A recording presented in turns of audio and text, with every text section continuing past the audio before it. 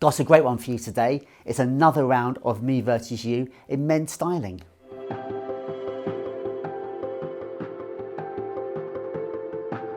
Subscribers to the channel will know that Rampley & Co put out a weekly poll on the community page, posing sartorial questions with 2, 3, sometimes 4 answers. What we're doing today is looking at some of those questions. I'm going to answer them personally, and I'll compare my answer to the wider menswear community. So let's see who wins. So first question is a very broad question. Can you wear a suit as separates with 3 answers? Yes, no, depends.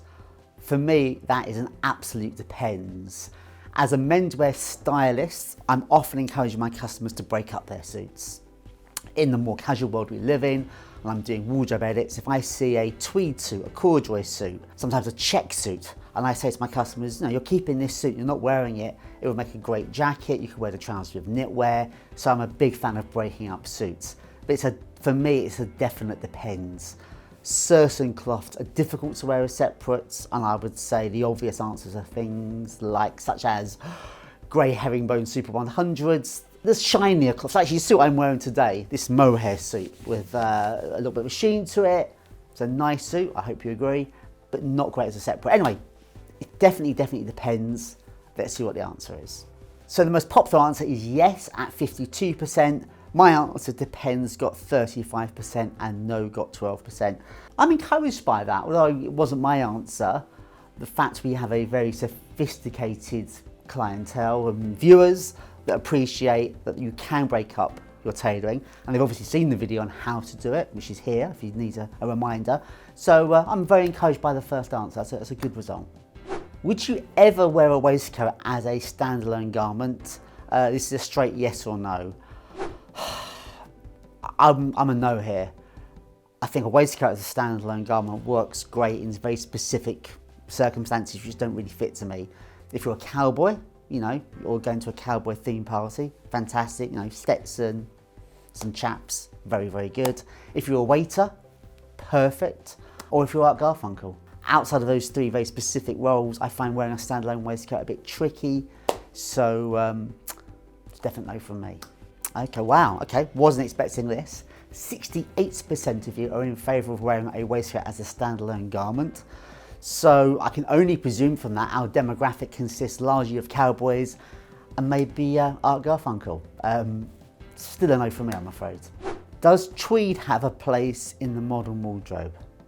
Absolutely, yeah, completely. I guess tweed has an association with country clothing and sometimes bold checks, which isn't everyone's lifestyle or taste. But tweed is much bigger than that. It's a great cloth. You can use it in urban situations. It's great for overcoats. It's great for casual. I've even seen it mixed, I'm sure you have as well, by some of the modern trainer companies doing sort of hybrid sort of tweed trainers. So yeah, tweed absolutely has a place in the modern wardrobe. Excellent. Okay, 95% of you wholeheartedly agree with me, and the 5% just pressed the wrong button. When buying trousers, what's your top priority? Fit, fabric quality, colour versatility, or price?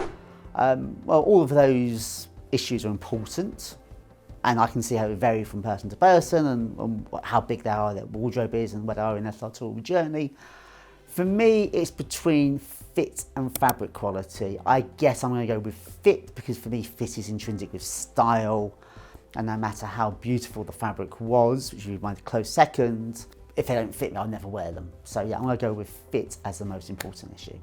Excellent. I'm very much obviously my teachings are coming across and you're listening to what I say. Fit is by far the most important issue at 77%. The second most popular option was fabric quality at 13%. So we're definitely on the same page here. What's your go-to pattern for a handmade tie? There's 4 options here. Polka dots, paisley, solid, or stripes. Okay, it's a tricky one for me because my go-to pattern would be a very fine check. So it's not there. Definitely not paisley. It's a useful pattern, but it's not as versatile as the others. I like a stripe and I like a spot, but I would go for solid, which seems a funny answer for what's your favourite pattern is solid. But we'll take that to textures, as I'm wearing a handmade today, handmade tie now in a beautiful shandong. So I'm going solid. Solid's my favourite pattern. We have a tie. Tying at 31%, we have solid and stripes. Paisley came in at 20 and polka dots at 18. So fairly even. I would say the main answer for this is really your own personal taste, because within polka dots, paisleys and stripes, you can get ties which are quite versatile. Of course, the most versatile would be a plain tie, but you're all experts in pattern matching, so you can indulge your own tastes here. So no, good answers. Are you more likely to wear corduroy as a jacket or trouser? Oh, I like this question. I missed this poll as well. So it's either jacket or trouser. By far, you'll see a lot more corduroy trousers in the market and in menswear stores than jackets. It's a classic menswear staple, corduroy trousers. It's a great colour vehicle. A lot of my customers, a lot of men would be comfortable wearing burgundies and golds and bottle greens in corduroy trousers, which they probably wouldn't wear in other parts of their wardrobe. But having said that, I actually prefer it as a jacket. I really enjoy corduroy jackets more than corduroy trousers. I don't enjoy wearing corduroy as a trouser myself. I don't like the way it drapes. I don't really enjoy the way it ages. I like it in other people, but for myself, I really like it as a jacket. I've got a really old, probably 20, 25 years old, unstructured cotton cashmere jacket, which I still love. I like the way it ages better as a jacket than a trouser. Without a doubt, the answer would be trousers, but I am team jacket. Okay, 64% went trouser. So that's actually lower than I anticipated. If any of you haven't tried a corduroy jacket, it's a really nice thing to try. They can be quite dressy. Think of corduroy as velvet's slightly rustic brother. Should a pocket square stand out or blend in? And we've got two answers for us to choose from: bold and eye-catching, or subtle and complementary. I like both. Should have been a third answer. If there's a third answer there, I like both. I think that we've got well over 80%, but I can't have that answer retrospectively. Bold and eye-catching, subtle and complementary. I'm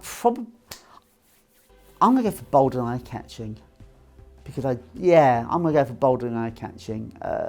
I am more and more wearing, like I am today, wearing plain ties and pattern pocket squares. Nothing against subtle, but I'm going to go for bold and eye-catching. So 65% of you went for subtle and complementary. That's actually a very good answer. And ironically, the sort of advice I give my clients, I always tend to, if you're new to pocket squares, is don't go for the bolder ones. I guess I've been wearing pocket squares for far too long, and I'm more confident with them. So yeah, subtle and complementary is always a good answer. You can't go wrong with that. So here's a question about your go-to footwear. Which shoe style defines your wardrobe? 4 options: Oxford, loafer, Chelsea boot, or sneaker. Well, myself, probably like a lot of viewers, have a combination of those 4 styles. I do wear sneakers, and by sneakers I tend to use that expression to refer to training shoes, athletic shoes I wear casually with tailoring, or with jeans rather than sports shoes, but it doesn't define my style. So Chelsea boot, loafer and Oxford. I wear loafers, but they're not my favourite. I wear them, but they don't really define my style. So Oxford and Chelsea boot. Now of course I love Oxfords. I've got some very good black Oxfords, brown Oxfords. But I'm going to pick Chelsea boot for my own personal style. So as I expected, Oxford, almost half of you, 49%, followed by loafer at 21%. Interesting, the poor old Chelsea boot went neck and neck with the sneaker. So hopefully, I'm going to encourage you, if you've got a smart pair, I mean a good pair of Chelsea boots, I don't mean like the very casual ones with a big rubber sole, but if you've got a sleek Chelsea boot, I'd encourage you to wear that more formally. It's a good look. Which material feels more luxurious for a handmade tie? Okay, 4 options: silk, wool, linen, or cashmere. I think cashmere would jump out of that straight away as feeling more luxurious, because cashmere has a very soft, rich, lovely handle. So yeah, definitely cashmere. Wow, okay. 71% of you said silk, and cashmere, which was my choice, came in at 17%. Okay, I kind of get that. Silk ties are far more popular than cashmere. Most men have had the luxury, most of our viewers have probably had the luxury of wearing a very beautiful, rich silk tie, and they feel lovely, and good quality silk is a lovely thing. I guess for me, I've got a lot more silk ties than cashmere. So when I feel like, well, wear a pure cashmere tie, it feels more special, more of a treat. Of course, what we haven't put down here, which opens a whole can of worms, are blends. And some of my favourite ties are silk cashmere blends, where you mix the best of both, but that's probably for another poll. Which item is a must-have for a well-dressed man?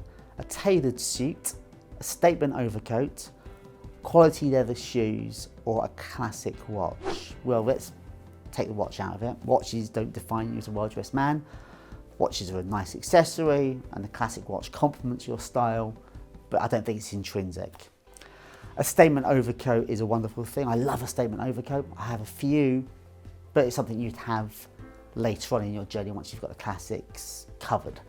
So this is now, you know, down to the grand final. Tailored suit versus quality leather shoes. It's really hard to pick between those two. I expect the answers are going to be very, very close. I expect watch and overcoat to be lower down. I'm going to go for leather shoes. I think quality leather shoes just say something about the man. If I had to pick great shoes and an average suit as opposed to average shoes and a great suit, I would go for the shoes. There's something about shoes that just say something about a man's character. I had a conversation with a client the other day, and I said something I was quite proud of. It was, your suit tells you about your style, your watch about your income, and your shoes about your character. And I'm going to use that again, just have. So yeah, quality leather shoes. And the answer, unsurprisingly, is tailored suit, but only at 60%. If that was near a 70 or 80, I wouldn't have been that surprised. Shoes obviously came in second at 27%, watch at 9%, overcoat at 4%. So yeah, that's actually almost a third of you agree with me that shoes are just great. Okay, the other thing about shoes, I'll just add, which you probably have, is a great pair of quality leather shoes, like a Chelsea boot. I can wear that with a tailored suit. I can wear that also with jeans. So when you're building up your wardrobe and you're looking to improve your whole look, investing in a great pair of shoes, you might get more wear out of them and make more of an impact on your overall look than a tailored suit. Having said that, of course a tailored suit is hugely important. Which pocket square fold do you prefer? The classic flat, the puff, the 3-point, or the reverse puff? I wear all four. Different looks, different occasions, different styles, different materials. Has the pocket square got a nice edging to it? Is it more of a colour in the centre? But putting all that aside, I only wear the classic flat rarely, sometimes for black or white tie, but it's not my go-to. The 3-point, again, if I'm in a particular mood, I might press one of those with a linen or cotton, but maybe once or twice a year, if that. I'm between a puff or a reverse puff. I guess I'm wearing reverse puff today, but I'm going to go puff. I think that would be my go-to every day. Put on a pocket square, it would be a puff fold. Okay, classic flats won with 46%. But if I was going to look at this again, I say it's slightly biased answers. You've put the word classic with flat. So Rampley & Co. obviously had whoever wrote this had a bias was a flat. If it was flat and classic puff, which you've gone for the word classic. So I think there's been definitely a steering in this, and I will be asking questions. Which item is an ideal menswear gift? A handmade tie, a cashmere scarf, or a silk pocket square? Well, of course, all three will make beautiful gifts. Ties nowadays aren't worn as often, and they, by some people, are still seen as something you have to wear, and they're seen as something you wear for work, or unless there's an occasion coming up and it's an appropriate gift. So a tie is quite a specific gift. A cashmere scarf is a lovely thing because it's an upgrade of what a gentleman wears anyway. I often say to my customers looking to buy gifts is say, well, if someone wears woolen scarves, a cashmere is a lovely gift because it upgrades them. But I think a silk pocket square is always a lovely gift. If they are a pocket square wearer, they'll appreciate their collection because you can never have enough. They're quite addictive, as you probably all know. If you're not, yeah, it's not as imposing on someone's style as someone's tie. So you could buy someone a pocket square if they're interested in clothes, and if they aren't necessarily that formally dressed, They can introduce it into with their blazers. So yeah, I'm an advocate of the silk pocket square. Pick something, if particularly some of the artwork ones you see from Rampley & Co. If there's a personal reason to buy it for someone, it can become quite personal. So the most popular answer at 55% was a handmade tie. Okay, interesting. And my answer of a silk pocket square got a lowly 13%. So I'm a bit out there. Just for the record, if you're buying me a menswear gift, I prefer cash. Do you prefer trousers with or without a belt? And there's two answers, belted or no belt. For the purpose of this poll, I'm presuming that the no belt isn't keeping belt loops empty. If my trousers have belt loops, I'd wear a belt. But if I'm buying trousers either as standalone or as part of a suit, I much prefer either side adjusters or cut for braces. So I would be definitely in the no belts camp. Okay, almost 50-50, 52% belted, 48% no belt. That's obviously, I think, largely influenced by the fact that most trousers you'll buy off the peg will come with belt loops anyway, and if your trousers have belt loops, you need to wear a belt. What's your colour choice for a classic overcoat? Navy, mid-grey or camel? Okay, they're all classic choices. I would be between navy and camel for versatility and formality. I would have to say navy. I think navy would take you, if I only had one classic formal overcoat in my wardrobe, I'd go for navy because I could dress it down with knitwear and a brighter scarf. Camel is lovely, but if it was a very sombre occasion, I'd feel a little bit too dressed up, a bit too, not the right vibe. Mid-grey is also nice, but no, I would say, yeah, if you're building a classic wardrobe, where would you go first? Navy. Actually quite close, only 41% said navy, 34 mid-grey, 24 camel. But no, navy is a good place to start. Are you for or against black suits? Okay, well that's a very expansive question. A lot to sort of dig into there. I believe in the right context, they are appropriate. We did a great video recently, which you can enjoy right here, where we go into some of the details and the context. I expect a lot of you will be against black suits and I think they're only for funerals or for black tie, but I'm gonna be team 4. Wow, okay, was not expecting that. 60% of you are for black suits. I can only put that down to you've already seen my great video and was convinced that they have a place in your wardrobe. Which blazer style do you prefer? Double-breasted or single-breasted? Well, I like both. I wear a lot of navy blazers all year round. I have them in cashmeres, I have them in seersucker. An odd blue jacket for me is such a useful item of clothing. But if I had to choose one style as my favourite, if I think blazer in my head, I'm thinking double-breasted, gold buttons, a little bit of structure, nice waist to it, side vented.